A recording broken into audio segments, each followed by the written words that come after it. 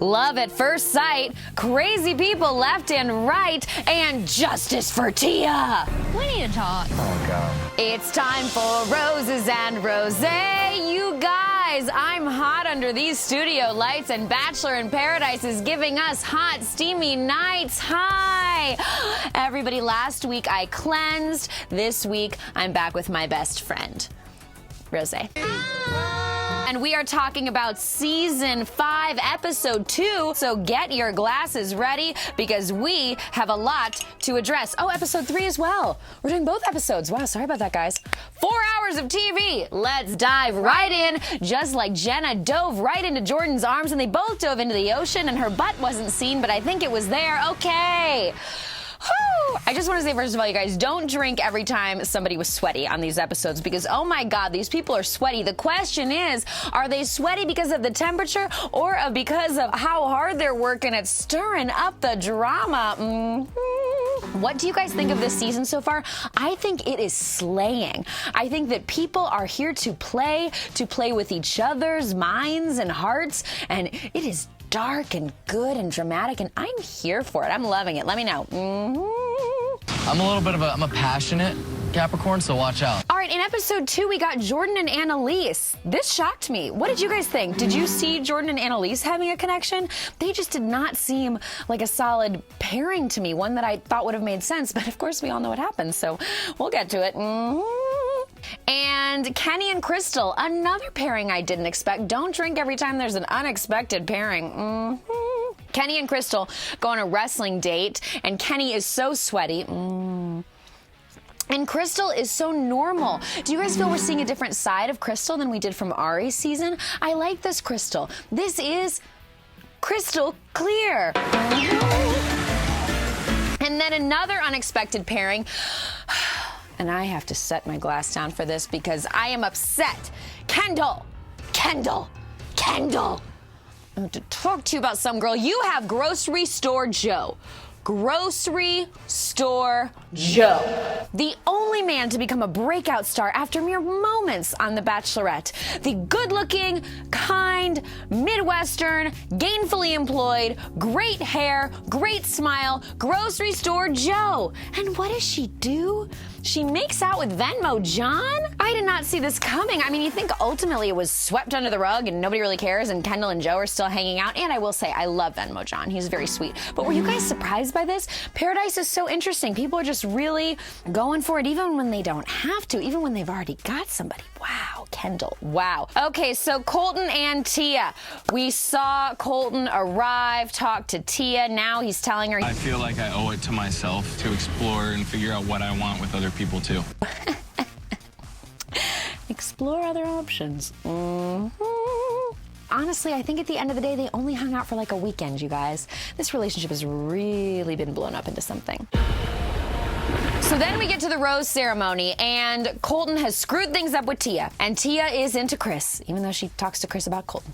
And we don't know what's going to happen with Colton. And I was sitting here thinking as a fan, well, I know he stays around longer. I've seen more footage than this. And that would be so silly to send him home. We need the drama. So who comes in? Our girl, Bibiana, here to save the day. Bibiana hasn't been doing much playing with people's hearts, but she is here to play. And she looked off to the side, and my head was wondering, is she looking at producers?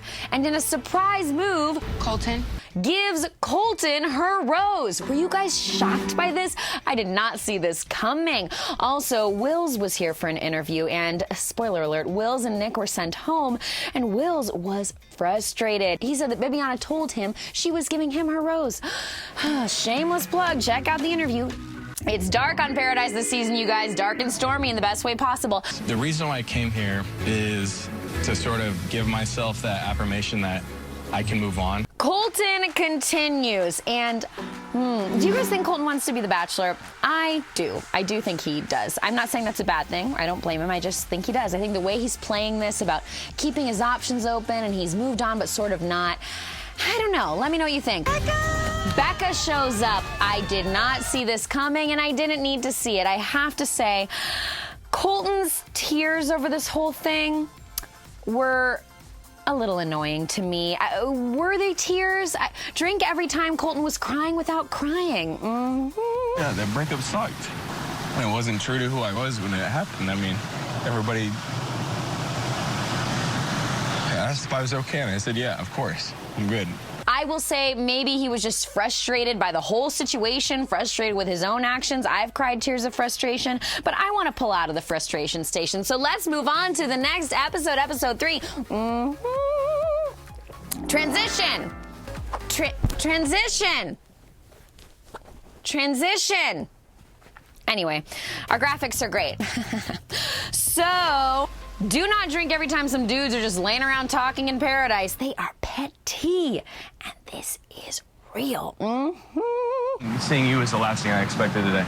Yeah. So we start off again with this Colton and Becca thing, and you guys, I just don't care about it. I'm sorry. Seeing the conversation between Colton and Becca, I didn't even understand it. She said she was happy she gave him closure. I think she said he needed a kick in the you-know-what. That was like a full-blown boot to the ass. Did she give him that? He said she did. What did she say that gave him that? Were you baffled by this? Did you feel you got any closure on Colton and Becca? Not only did I not feel that I did get closure, but I also didn't need it, okay? No thanks. I'm over it. We can't keep going back and forth between Colton and Becca and Tia. It's now, we're on the second series for this romance. I'm past it. I think I'm ready to open up. I really do. Whiplash! Colton has bounced back. All the guys thought he was gonna leave, but he's not. His heart is open. A new song from Celine Dion coming in 2019. From my heart will go on to my heart is open. Anyway. Anything can happen. And today the goose is flying high. Why does Chris call himself the Goose? Did I miss this from the premiere? That's a nickname I don't need. Let me know, guys. I guess I missed it. Jenna's in paradise, and it's about to get coconut. And Jenna arrives. I like Jenna. Do you guys like Jenna? I don't think that she got a fair shake on Ari's season. She's cute and quirky, and she says weird crap that I love. Like, why did she show up and start talking to Chris Harrison about how she was an alien? I am an alien, like legitimately. Yeah, but a nice, happy alien. Like, I'm not, no lasers coming out of my eyes. He's like, you're not trying to take over my soul. You're not gonna like, okay. No. Being an alien is hard on Earth, but then you also have the upper hand. She said she was an alien because I quote, you can unzip your skin into your invisible. Yeah. Okay. Hey guys. So Jenna and Jordan make way more sense to me than Jordan and Annalise. I was here for this. Yes, you guys. You have really pretty eyes. You're like, whoa. Yeah, like looking into myself here. And Jordan said, and I quote, that Jenna was the girl version of him. But, well, of course Jordan's gonna love the girl version of him. He's Jordan. He's just being Jordan, and he always is. Horses? Are you kidding me, guys? The horses? They go on a date, and I will say, why couldn't they get on a horse? I don't know how to get on horses. Why was that such a struggle? Are they short? Was no one helping them? Get on that horse! And there's no doubt in my mind that he's already in love. Jordan's already in love. Do not drink every time somebody talks about how intense Jordan and Jenna's connection is. Kendall said that she could tell Jordan was already, quote, in love. What? Are we missing the timeline here? They've known each other, been talking to each other for like an hour, right? This is wild. Were you guys surprised by that? Did you believe it? Do you think Jordan and Jenna are in love already? God, I need more wine for this. It's a lot. I love this season. I love it. I love it. I love it. I love it. This is the kind of ocean I like. Ocean of wine. My vibe from Jordan is that he really genuinely has feelings for me. Annalise is waiting around while Jordan has gone on a date with Jenna, another woman, and she says that she expects to have a ring on this finger, a proposal from Jordan by the end of the season. With a ring on this finger. I'll give you a birthday kiss. So man, we go back to Jordan and Jenna's date, and they are really making out, so much so that they blurt out her butt repeatedly. Why? Why? What parts of her were we seeing that we weren't supposed to see? I just didn't understand it. It's just like, it's a butt. What? It's her swimsuit, her butt. I don't know what. Don't drink every time they blurt out. Shoot, I'm nervous now. Sorry about my butt. Happy birthday. I was just being fun. They were blurring it out so much.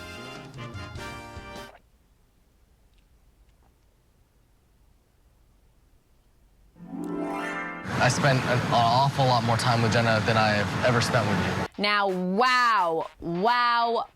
If I wasn't already sitting down, I would tell myself to sit down for this, because when Jordan sits down with Annalise upon returning from the date,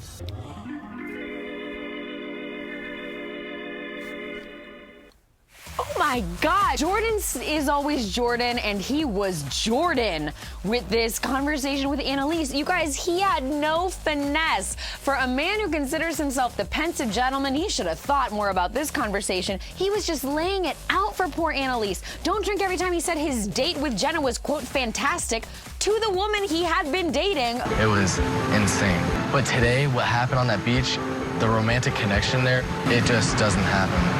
Never. It's gonna be hard for me to catch us up to what happened today. It was nuts. I think that Jenna is gonna go ahead and ride it out and, see where things go with me. Oh. Tomorrow, if something happens and, she decides that I'm not for her. He literally tells Annalise that she's his backup plan. So just know that, I'm saving a place for you if something does happen. He's like, I'm saving a place for you as a person. This was rough. And then he goes to Jenna. Really, really healthy, good talk. Jordan, the golden underwear might be a little too tight, cutting off the blood flow to your brain. Okay, so Annalise definitely has more trauma, and then I became traumatized. Oh, David. Happy birthday to you. No. You go away, David. Don't you bring Jenna that birthday cake that's not a cake. What was that? Did you guys think that was actually a cake? Let me know. It looked like sort of a pancake. I don't think it was really a cake. David, all season long on Becca's season, was inserting himself into things with Jordan to cause drama and have a personality, and now he's doing it again. I don't believe he was really interested in Jenna. He doesn't have anything else going on. Don't bring her the cake. I wanted cheers to Jenna because she just kept eating the cake. She didn't care. She was like, I don't know, I guess you guys are being dramatic, but I actually want to eat this pancake thing. Good for you. I always will eat a piece of cake. Mm-hmm. Wow, it's sad. I'm just thinking about that, and I can't think of any time in my life that I've ever turned down a piece of cake. That's dark. Mm-hmm. Anyway, do they make wine-flavored cake? Okay, Lauren, shh. Hello! Hi! And Caroline's here. I like Caroline. I think she is stunningly beautiful and a real sweetheart. And she's just so nervous, but she's just so cute. Her and John go on a date, and I can see this coupling because John is the type of guy who is just a great guy, and he is worth a cutie pie like Caroline, who's wonderful. Oh, a little kitty, too. I will say that they go to dinner, and they're talking about why they're in paradise. And Caroline says, I just like to find somebody who I connect with, and then hopefully it can turn into something more. Right, and John's like, me too. God, we're so on the same page.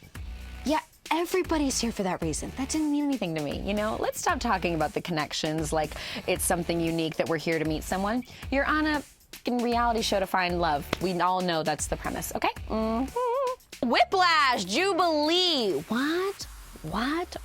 Blast from the past. Jubilee comes in, and she wants to go on a date with Venmo John, and she takes him right away from cuddling with Caroline. Venmo John is a player now, you guys, and I like it because he deserves it because he's a good guy with a lot going on. Mm-hmm. Then we're going to switch on over to something else that's troubling. Chris and Krystal? Another pairing I didn't see coming. Mm-hmm. Yeah, I'm not here for Chris tonight, you guys. I thought that he'd redeemed himself on Men Tell All with that apology and just owning that he went off the rails on The Bachelorette, but he's doing it again tonight. I think that Chris is someone who gets wrapped up in these environments and becomes a different person. So he was so all in for Tia. He was calling out Colton for not treating Tia well.